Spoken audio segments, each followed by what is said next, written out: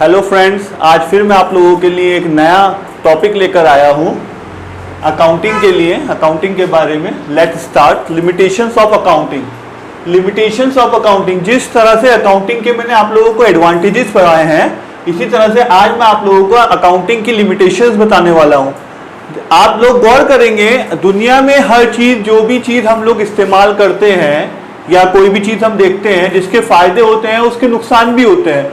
यदि अगर मैं किसी दवाई की बात करूं, किसी मेडिसिन की बात करूं जो मैं कंज्यूम करता हूं अपनी हेल्थ के लिए, अपनी बीमारी के लिए, अगर उसके कुछ फायदे हैं तो उसके नुकसान भी होते हैं। आज उन्हीं नुकसान या फिर कमी या लिमिटेशंस की बात करेंगे अकाउंटिंग की। अकाउंटिंग की क्या लिमिटेशंस हैं, अकाउंटिंग कहां आकर फेल हो जाती है या फुल प्रूफ हमें फायदा नहीं पहुंचा पाती है। पहली चीज है, accounting is not fully exact. Fully exact 100% सटीक नहीं है, 100% ट्रू नहीं है। अकाउंटिंग में हमें फाइनेंशियल स्टेटमेंट बनाने के लिए कुछ एस्टिमेट्स भी लेने पड़ते हैं, कुछ एस्टिमेट्स भी लेने पड़ते हैं।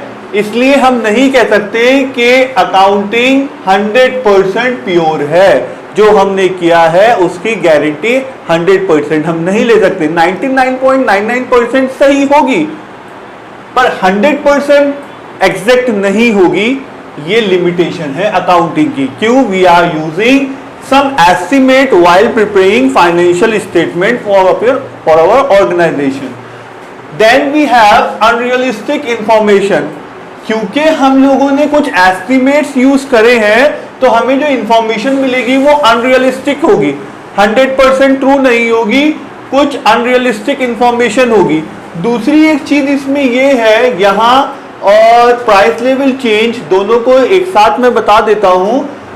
अकाउंटिंग जो काम करती है वो हिस्टोरिकल कॉस्ट कॉन्सेप्ट पे करती है। अब हिस्टोरिकल कॉस्ट क्या है? For example, a piece of land, एक जमीन मेरे बिजनेस ने 10 लाख रुपए की खरीदी 2015 में फॉर एग्जाम्पल। अब ये जो 10 लाख रुपए की जमीन है, मैं अकाउंटिंग में अपने फाइनेंशियल स्टेटमेंट में जब भी रिकॉर्ड करूंगा, इसे 2015 से और आज तक 10 लाख रुपए की ही लिखूंगा। भले ही वक्त के साथ, महंगाई बढ़ने के साथ, प्राइस लेवल चेंज होने की वजह से बढ़ गई हो इसकी कीमत, मोस्ट ऑब्वियसली लैंड की कीमत बढ़ी गई होगी, पर फिर भी मैं इसे केवल 10 लाख पे ही रिकॉर्ड करूंगा, बढ़ाकर खुद से नहीं लिख सकता। इसलिए मुझे अनरियलिस्टिक इंफॉर्मेशन मिलती रहती है। इसीलिए हम कहते हैं accounting ignores price level change. Then we have accounting ignore the quantitative element. Quantitative element, मान लीजिए मेरा स्टाफ है, मेरे वर्कर्स हैं, बहुत ईमानदार हैं, बहुत मेहनत से काम करते हैं, हार्डवर्किंग है, मेरे साथ बहुत ज़्यादा लॉयल है, बट मैं उसे लिख नहीं सकता। चाहे उनके काम करने से मुझे कितना भी फायदा हो रहा हो, मुझे बहुत ज़्यादा कई गुना फायदा हो रहा है, पर उनकी खूबियों को, उनकी क्वालिटीज को मैं नहीं लिख सकता अकाउंटिंग में। क्यों नहीं लिख सकता?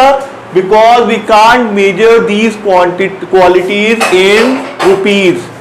दैट्स वाई हमारे पास फाइनेंशियल इंफॉर्मेशन नहीं है उन क्वालिटीज की, तो हम उसे लिख नहीं सकते। तब के वो क्वालिटीज इंपॉर्टेंट है।